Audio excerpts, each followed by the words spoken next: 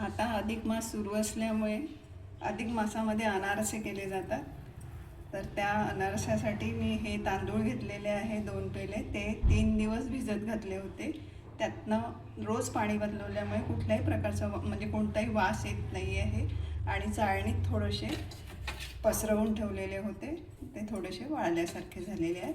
आता आपण त्यांना मिक्सरमधनं काढून गोळा तयार करूया.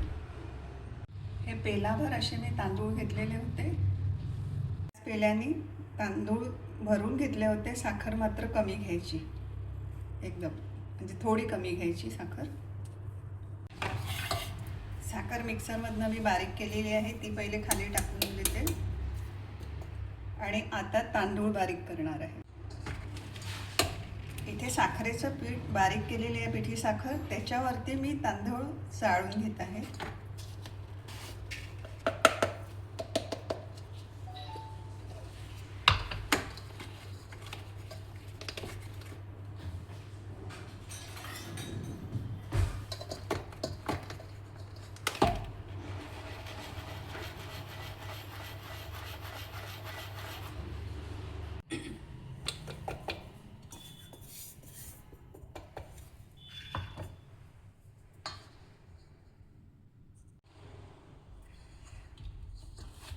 असं मिक्स केल्यानंतर ते असं दाबून ठेवायचं. म्हणजे हे महिनाभर जसंचं तसं पीठ राहते. आणि बघा किती स्वच्छ पांढरा शुभ्र दिसत आहे.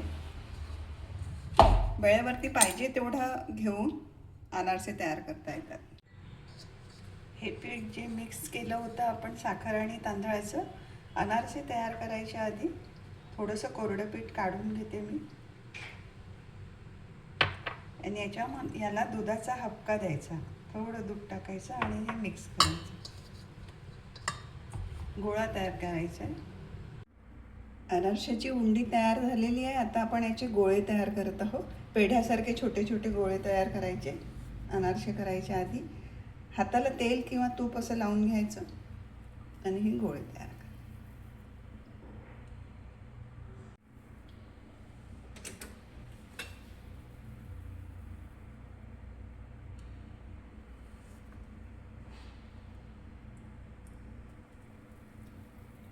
पांढरे स्वच्छ आहे, छान दुधासारखे. साखर टाकल्यामुळे पिठी साखर आहे.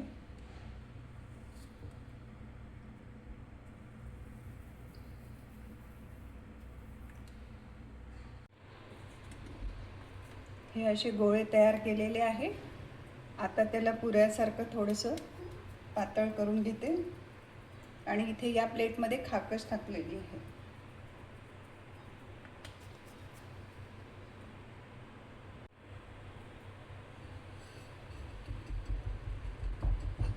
जाळीदार अनारसे तयार होतात. छान जाळी आलेली आहे त्याला. आणि साखरेचे असल्यामुळे पांढरा रंग राहतो, गुळाचे असले तर लालसर होतात.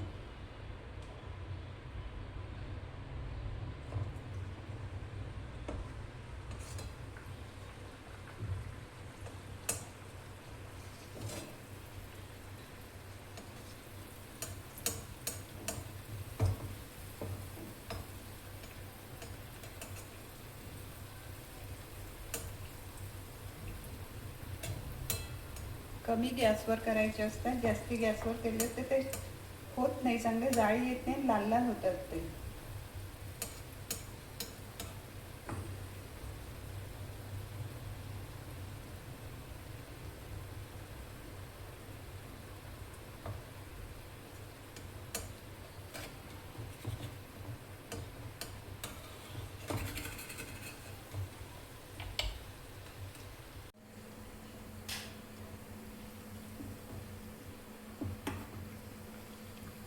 बघा कसे जाळीदार अनारसे तयार झालेले आहे.